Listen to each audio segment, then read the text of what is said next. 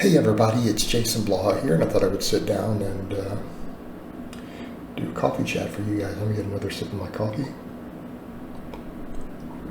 Alright, let's talk a little bit about protein intake. And again, because I say things like this, people will say, oh, this is a flip-flop, but it's not a flip-flop because both points hold value.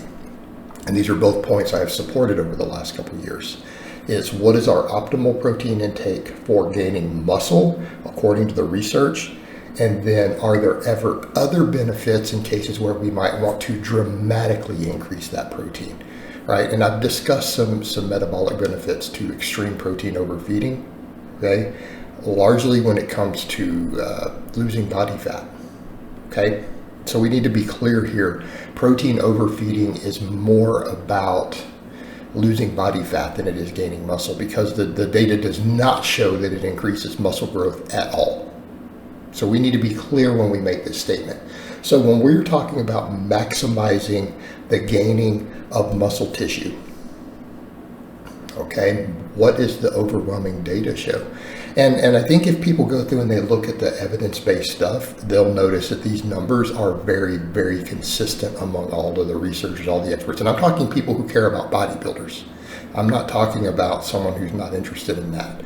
We are specifically talking about the evidence.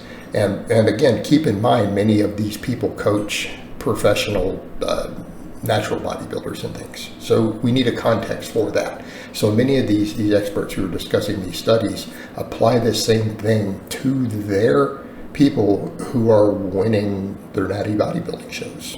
They're winning. Many of the people who are applying this to their drug-tested powerlifters, and they are going to worlds and things like the IPF. Okay, so this is not just a few people sitting around with no real interest in these things who are quoting studies. So when you start looking into the various meta-analysis that are out there, what they consistently show is that almost no one, actually when I say almost no one, we're not seeing it anywhere. This is the upper threshold. So it's approximately 1.5 or 1.6 grams of protein per kilogram of body weight. So let's take someone like me. I'm a little under 100 kilos, but we'll just call me a 100 kilo lifter. Or 220 pounds. But we'll round it up to that nice solid number, because that 100 kilos gives us easy numbers. What does that mean? That around 150 to 160 grams of protein, the data, and we're talking meta-analysis, looking at bodybuilders and powerlifters, show that exceeding that number per day does not increase muscle protein synthesis. It does not increase muscle growth. It does not speed up the rate at all. And that's the top end of the range, okay? And we need to understand that difference. And I think a lot of the top versus the bottom end has to do with the variety of protein in your diet. Because the bottom end of that range is around 1 gram per kilo of body weight. So what does that mean for pounds? Well, it's around, I think I've seen Minnow and some other people throw numbers out, like it's around 0.82 grams of protein per pound of body weight. Okay? So it's not even that previously recommended 1 gram per pound of body weight. So our range is somewhere in that 1 up to about 1.6 grams per kilogram of body weight. So for me, that would mean maximum muscle growth is going to occur somewhere between 100 to 160 grams of protein. Now, depending on the composition of my diet, right now I'm actually just shooting for that top range. When I'm eating large amounts of lean meat historically, I can easily hit 300 without even thinking about it. So for me, I've never really tracked it. Now, because of some shifts in my diet and I'm trying to keep my carbs super high, I actually kind of have to track it just to make sure I stay towards the top end of that range, for me personally. But we're talking about all of you.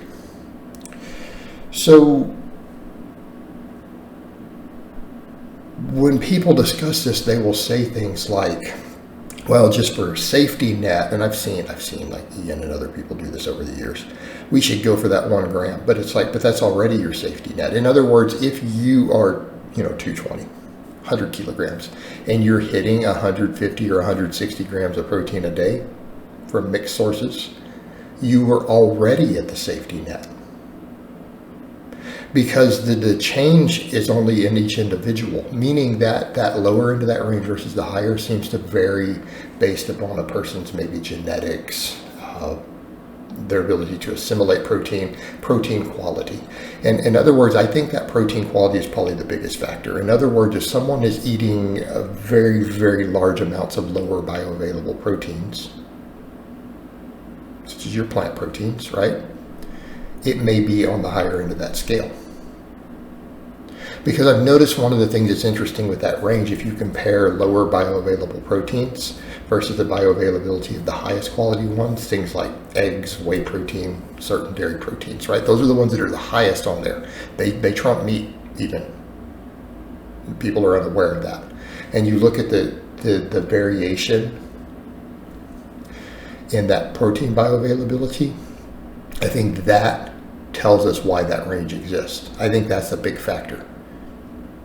I think people whose diets are much higher in the lower bioavailable proteins, it's closer to that 1.6. And I think if people were eating almost exclusively extremely high bioavailable proteins, like let's say they were eating only plants that have almost no protein, which would be like maybe white rice and fruit, right? They're not even doing potatoes, beans, any of that stuff, right?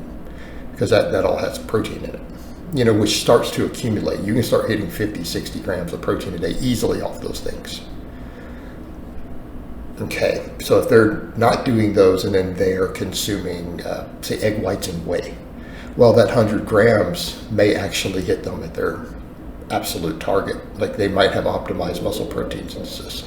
Whereas in people who are consuming lower bioavailable is a large source, and only a certain amount of those other ones may need closer to that top end. But your safety has already been hit. The safety net is there already. Now, that being said, that is where maximum muscle growth has been determined. Do I think that there's anything particularly wrong with exceeding that? No. No, I don't think it's going to hurt you. Just understand that it's not a safety net. Some people simply prefer to eat more protein. Okay? And if you really enjoy high protein foods, what are your other options to get those calories?